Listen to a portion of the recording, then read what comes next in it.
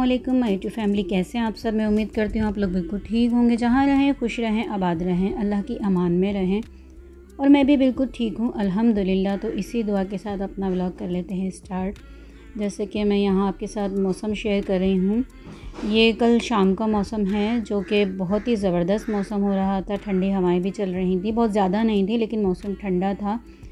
और ये देखें इस तरह के कुछ बादल थे नीले नीले आसमान पर ना, और सूरज भी था। तकरीबन मगरिब 6 बजे का टाइम था ये। तो बहुत ही प्यारा मौसम हो रहा था। जब मैं बाहर जाके देखा तो मैंने सोचा थोड़ी देर यहाँ एंजॉय करती हूँ और मौसम आपके साथ शेयर करती हूँ, क्योंकि आजकल मौसम को लेकर बहुत ज़्यादा सब लोग टेंशन में हैं। कहीं सुनने में आता है कि बहुत ज़्यादा तूफ़ान का रुख कराची की तरफ है, और अब कल से सुनने में आ रहा है कि रुख चेंज हो गया, यानी कि मुड़ गया है कहीं और। बस ये है कि अभी बारिशें तो आपको पता है हर साल ही होती हैं, कभी बहुत ज़्यादा ख़तरनाक हो जाती हैं और कभी कम ही होती हैं। तो बस उसी हवाले से मैं यहाँ आपको दिखा रही थी। मौसम माशाल्लाह बिल्कुल सही था। अच्छा जी, ये कुछ दिन पहले की वीडियो है। ये मैं अपनी जो बाहर मैंने क्यारी बनाई हुई है, प्लांट्स वगैरह लगाए हुए हैं, वहाँ पर मैं लेकर आई थी। तो बीज लगाने के लिए कुछ टमाटर के बीज लगा रही थी मैं, कुछ तरबूज के थे और ग्वारफली के बीज थे। मैंने कहा जिन्हें अगर ग्रो होना होगा हो जाएंगे, क्योंकि जगह थी मेरे पास। तो मैंने कहा ज़ाया क्यों करूं, लगा कर देख लेती हूं, क्योंकि टमाटर वगैरह तो अक्सर लगाए हैं, ग्रो हो जाते हैं, टमाटर भी आ जाते हैं। और तरबूज़ का ये है कि अगर आप किसी भी कच्ची ज़मीन पर कहीं पे भी अगर आपने देखा होगा, आप रास्ते वगैरह में भी जा रहे हों अगर, तो अक्सर ना इस तरह के बीज वगैरह जो हम कचरे वगैरह पर फेंक देते हैं, तो वहाँ ना बेल ग्रो कर जाती है। तो बहुत जल्दी ना तरबूज़ की जो बेल होती ग्रो करती है। तो मैंने वो कुछ सीड्स तरबूज़ के भी थे, वो भी मैंने यहीं पर ना लगा दिए थे ज़मीन में। अच्छे से खोदा ज़मीन को, यानी कि मैंने कांटे की हेल्प से ना एक गड्ढा किया, और वहाँ पर ये कुछ थोड़े से फासले पर मैंने ना बीज ऐड कर दिए थे, टमाटर के भी, ग्वारफली के भी और तरबूज़ के भी। और जब ये इसमें पौधे जर्मिनेट हो जाएंगे, यानी कि थोड़े थोड़े से इसमें ग्रोथ हो जाएगी, तो फिर मैं आपको दिखाऊंगी इंशाल्लाह कि मेरे पौधे में से निकले हैं या नहीं। तो बस उसके बाद मैंने यहाँ पानी डाल दिया था, और ये फुल में जगह दिखा रही थी कि मैंने किस जगह पर लगाए हैं। तो नेक्स्ट टाइम भी मैं फिर आपको यही जगह दिखाऊंगी। ये वाली जगह जो है ना बिल्कुल खाली पड़ी है, यहाँ मैंने लगाए हैं। तो अच्छा रहता है जब आप घर में अब इस तरह से सब्ज़ियाँ वगैरह लगा लें ना, तो थोड़ा भरा भरा सा घर लगता है, हरा भरा, यानी कि ना अच्छी फील आती है। अच्छा जी, यहाँ फरमाइश हो गई थी, तकरीबन ये 9-10 बजे का टाइम है, पराठों की। अचानक से ही बस कह दिया था कि पराठे बना लें। तो मैंने आटा गूंदा हुआ नहीं था, जल्दी जल्दी आटा गूंदा। तो आपको पता है जो ख़वातीन रोटी पकाती हैं और जल्दी जल्दी जो फ़ौरन ही आटे को हम स्टे नहीं देते, थोड़ा सा भी रेस्ट नहीं देते, तो इसी तरह की रोटी पराठे बनते हैं। और यहाँ खागीना बना लेते हैं, यानी सादा वाला बगैर टमाटर का। तो वो खाना जो ट्रे में दिखा रही थी वो मैंने अब्बू को दिया था, यानी कि नाश्ता। और ये फैज़ी आमना के लिए बना रही थी 2 पराठे। उसके बाद मैंने जनाब यहाँ पर रोटियाँ भी बनानी थी 4 से 5 दोपहर के लिए, वो भी बना लूँगी मैं। तो मैंने तवा चेंज नहीं किया क्योंकि नॉन स्टिक है, उसी पर मैंने उसको टिश्यू से साफ़ करके और रोटियाँ बना ली। आप देख लें बिल्कुल ज़बरदस्त गोल गोल सी रोटियाँ बन रही हैं।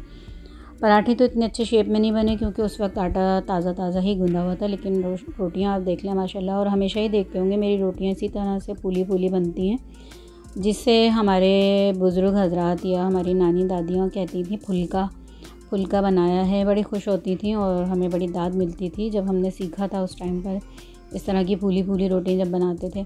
आज भी है कि हस्बैंड अक्सर, मैं आपको बताती हूँ, उनको इसी तरह की फूली हुई रोटियाँ ही पसंद है, तो फूली फूली ही बना कर देती हूँ मैं भी और फैज़ी भी। आमना को तो अभी ज़ाहिर है पढ़ाई में लगी हुई, तो इतना हम उनको कुकिंग की तरफ या किचन की तरफ नहीं लेकर जाते। बस यहाँ आपसे बातें भी करती जा रही हूँ। ये सारी रोटियाँ मेरी बन गई थी, और ये न्यूज़पेपर पे मैंने अब्बू का पराठा रखा था ताकि जितना भी ऑयल है एब्जॉर्ब हो जाए। टिश्यूज़ ख़त्म हो गए हैं, उसी पे फिर मैं जल्दी जल्दी रोटियाँ भी बना कर रखती रही, लेकिन मैं हॉट पॉट में कपड़े में लपेट के रखूँगी, इसको न्यूज़पेपर पर नहीं रखूँगी। अच्छा जी, यहाँ था मुझे शाम के लिए बनाना था मूंगचियाँ, क्योंकि काफ़ी दिन से अब्बू कह रहे थे बेटा मौसम भी अच्छा हो रहा है, पकोड़े खाने का दिल चाह रहा है, तो आप मूंगचियाँ बना लो, कुछ हम ऐसे ही खा लेंगे और कुछ का सालन बना लेना। तो मैंने काफ़ी सारी दाल भिगो दी थी, यानी कि आधा किलो मैंने दाल भिगो दी थी 2 घंटे के लिए। उसके बाद फिर मैंने ये 1.5 कप ऑयल गर्म किया, उसमें हाफ़ टी स्पून मैंने ऐड कर दी थी दाना मेथी, और अच्छे से उससे ब्राउन कर लिया था, जलाया नहीं था। उसके बाद मैंने 1 पाव प्याज 1 पाव टमाटर को ग्राइंड कर लिया, कच्चा ही ग्राइंड कर लिया था। उसके बाद जब मैंने बघार के बाद इसमें ऐड कर दिया अपना टमाटर प्याज, उसके बाद मैं मसाले ऐड कर रही हूँ। 1/2 टीस्पून हल्दी ऐड की थी, 1 टेबल स्पून पिसी लाल मिर्च, 1 टीस्पून नमक और 1 table spoon ginger garlic paste यानी कि लहसुन अदरक का पेस्ट, और सारी चीज़ों को अच्छे से मिक्स करके कवर कर दिया था।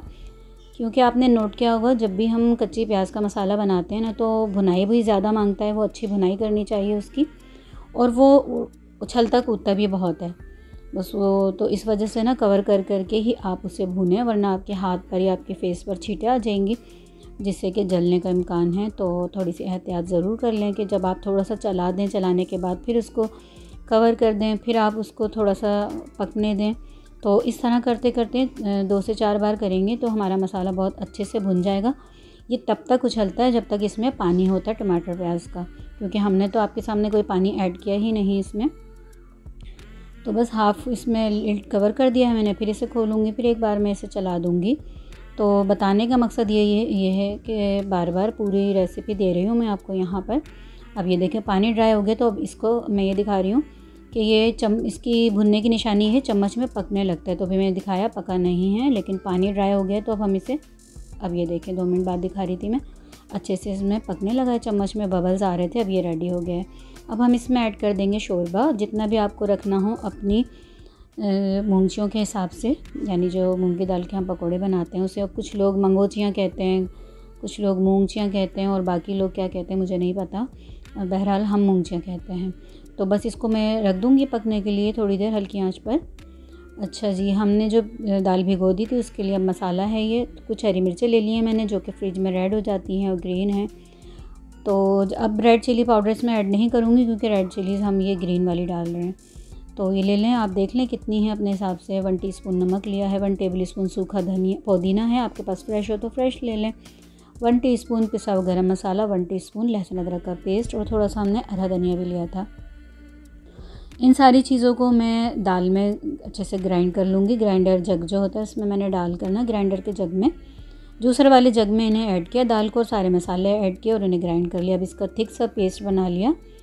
ऑयल हमारा अच्छा खासा गर्म है। अब मैं इसमें स्पून से ऐड कर रही थी, बट मुझे आदत नहीं है स्पून से, तो मैंने हाथ से ही इसमें पकोड़े वगैरह ऐड करने शुरू कर दिए हैं। और आप ये देखें ये तैरते हुए ऊपर आते जा रहे हैं, इसका मतलब है हमारा बैटर बहुत अच्छे से बना है।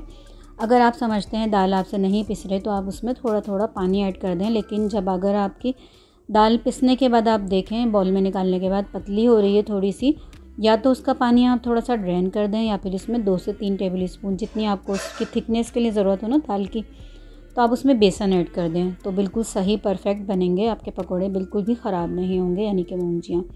ये देखें बहुत अच्छे से गोल्डन फ्राई हो गई हैं। अब मैंने इनको बस वैसे ही रफली इसमें छोड़ दिया था, यानी कि हाथ से बैटर को, और अब ये देखें कितने अच्छे ज़बरदस्त से इनका शेप आया है गोल गोल, क्योंकि ये डीप फ्राई हो गई हैं।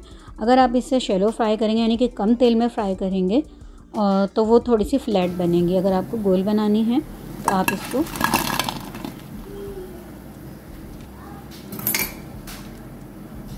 डीप फ्राई कर लें। तो मैं आवाज़ सुना रही थी कितनी क्रिस्पी बनी है, और मैं आगे चल के आपको तोड़ कर दिखाऊंगी। इसमें कोई भी लम्स नहीं है किसी किस्म का, एकदम से ना फोमी फोमी बनी थी।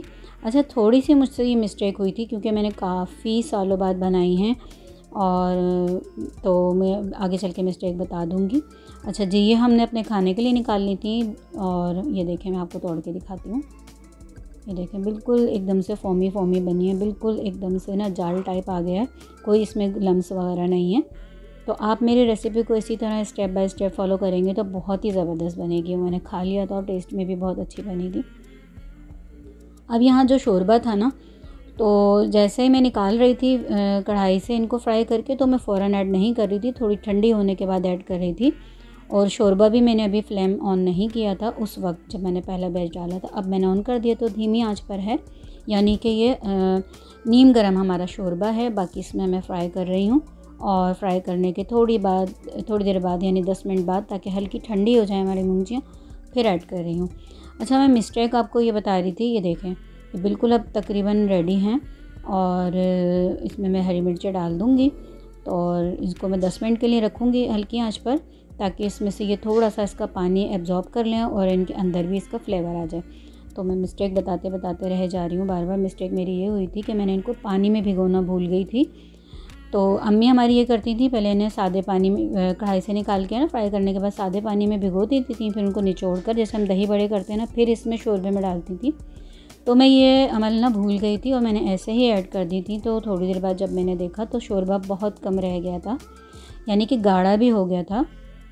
तो बस यही इसका फ़ाइनल लुक है, जिस तरह भी मैं दिखा रही हूँ। थोड़ा गाढ़ा हो गया है लेकिन टेस्ट में ये बहुत अच्छा था।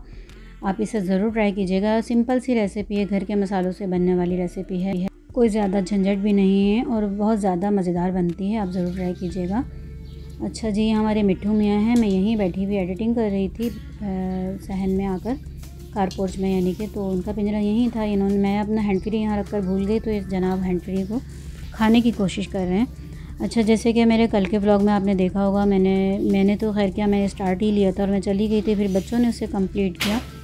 अच्छा, मैं कल के व्लॉग में या तो अपनी सारी ज्वेलरी जितनी भी मेरे पास है वो आपके साथ शेयर करूँगी, या फिर जितनी भी मेरे पास सैंडल्स चप्पल की कलेक्शन है वो आपके साथ शेयर करूँगी। तो मेरी ये आज की छोटी सी व्लॉग वीडियो पसंद आई और रेसिपी पसंद आई तो ज़रूर ट्राई कीजिएगा, और पसंद आए तो लाइक शेयर करें, मेरे चैनल को सब्सक्राइब करें, बेल आइकन को क्लिक करना बिल्कुल नहीं भूलें। अल्लाह हाफिज़।